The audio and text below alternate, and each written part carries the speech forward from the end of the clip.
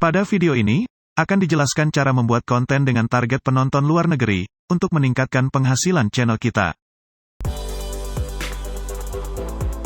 Banyak konten kreator yang menginginkan videonya banyak ditonton oleh penonton luar negeri.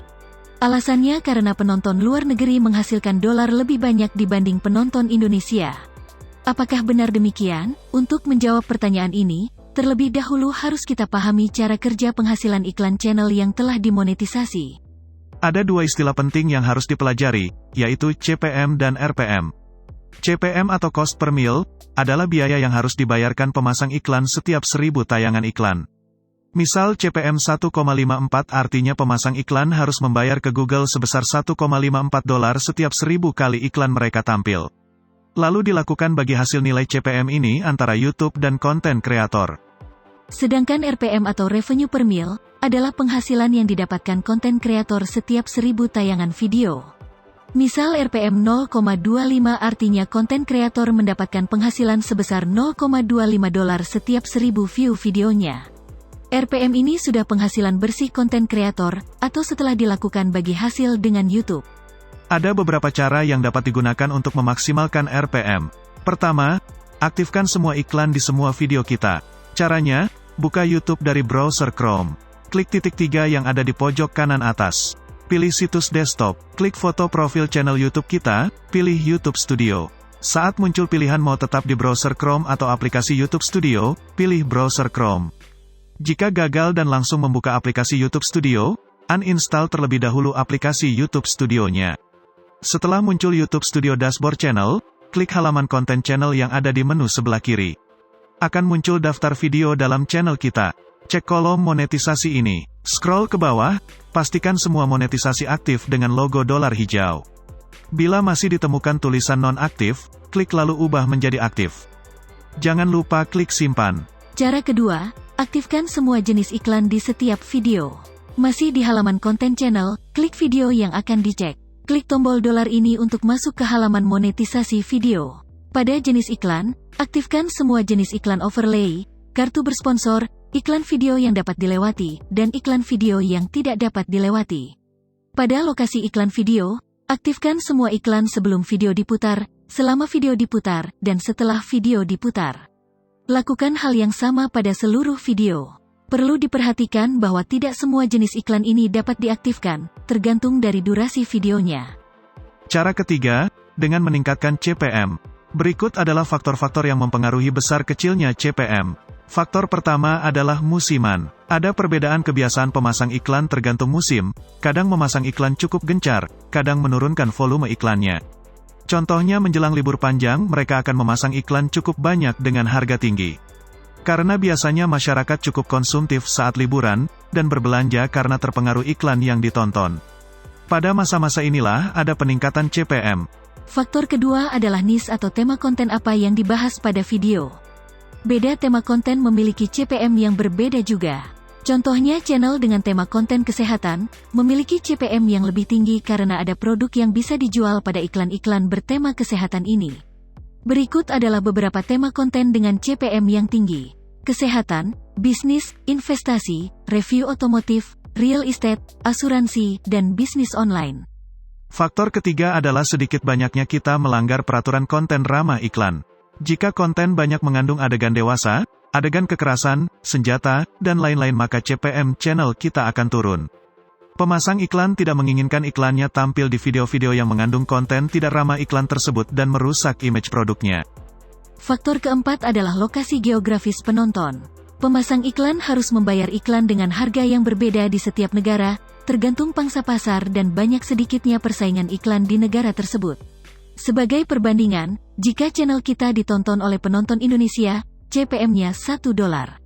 Sedangkan video yang sama jika ditonton oleh penonton Amerika, maka CPM-nya mencapai $14,44. Berikut adalah cara membuat konten dengan target penonton luar negeri. Hal pertama yang perlu dilakukan adalah menetapkan target penonton. Target penonton yang dimaksud adalah bahasa yang digunakan pada channel. Untuk mendapatkan view yang luas, kami menyarankan target penonton berbahasa Inggris, yang diakui sebagai bahasa internasional. Jika sudah ditetapkan target penonton luar negeri berbahasa Inggris, maka konsekuensi selanjutnya adalah seluruh bahasa dalam channel harus dalam bahasa Inggris. Baik deskripsi channel, tulisan dalam banner, judul dan deskripsi video, thumbnail, dan yang terutama kontennya harus dalam bahasa Inggris. Kesalahan yang sering kita lakukan adalah mencoba mendapatkan view dari penonton luar negeri, dengan cara judul dan deskripsi video dituliskan dalam bahasa Inggris, tapi konten kita buat dalam bahasa Indonesia. Misal ada orang Amerika yang menemukan video kita, judul dan deskripsi dalam bahasa Inggris, thumbnail juga dalam bahasa Inggris. Setelah thumbnail diklik, ternyata narasi kontennya dibawakan dalam bahasa Indonesia. 99% dipastikan orang tersebut akan langsung klik off, pergi mencari video lain, karena tidak mengerti bahasa Indonesia. Jika membuat konten seperti ini, bisa dipastikan retensi penonton video kita rendah dan sulit mendapatkan rekomendasi YouTube. Percuma bikin konten dengan target penonton luar negeri jika sepi yang nonton. Kelebihan lain konten yang berbahasa Inggris dibandingkan bahasa asing lainnya adalah kemampuannya menarik penonton dari semua negara di dunia. Hal ini disebabkan karena bahasa Inggris telah diakui sebagai bahasa internasional. Kita sudah terbiasa menonton film berbahasa Inggris, dengan subtitle bahasa Indonesia. Hal yang sama bisa diterapkan pada channel dengan target penonton luar negeri ini. Kita bisa tambahkan subtitle berbahasa Jerman, Italia, Spanyol, bahkan bahasa Indonesia pada video tersebut. Tujuannya tentu saja agar penonton dari berbagai negara lebih mudah memahami isi videonya. Caranya sebagai berikut. Pada YouTube Studio menu sebelah kiri, klik tombol keyboard ini untuk masuk ke halaman subtitle channel.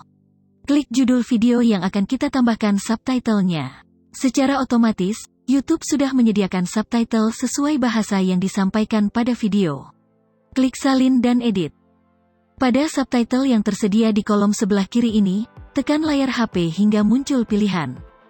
Klik pilih semua. Pilih salin. Buka tab browser baru, ketik translate.google.com. Pada kolom yang kiri, tekan layar HP hingga muncul pilihan. Klik tempel. Pada kolom sebelah kanan, klik tanda panah ini. Lalu pilih bahasa asing yang akan kita buatkan subtitlenya, misal bahasa Jerman. Maka secara otomatis, kita sudah mendapatkan terjemahan bahasa Jerman yang diperlukan. Scroll ke bawah, klik tombol copy yang ada di bawah. Kembali ke tab YouTube yang tadi. Tutup halaman edit ini. Klik tambahkan bahasa. Pilih bahasa Jerman sesuai subtitle yang sudah kita siapkan. Pada kolom subtitle, klik tambahkan. Pilih ketik manual. Klik edit sebagai teks. Pada kolom subtitle bahasa Jerman ini, klik layar HP hingga muncul pilihan. Klik tempel. Terakhir klik publikasikan. Maka kita sudah berhasil menambahkan subtitle bahasa Jerman ke dalam video ini. Ada kelebihan tersendiri untuk konten-konten yang tidak memberikan komentar narasi pada videonya. Contohnya seperti konten berikut.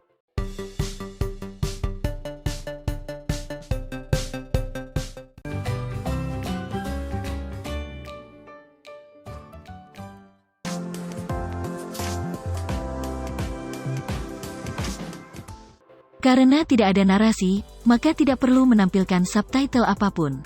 Yang perlu diperhatikan hanya penggunaan bahasa Inggris pada judul, deskripsi, dan thumbnail. Begitu juga jika ingin menampilkan tulisan-tulisan dalam videonya, harus dalam bahasa Inggris. Jika Anda menyukai video ini, klik like dan subscribe untuk mendapat update terbaru dari kami.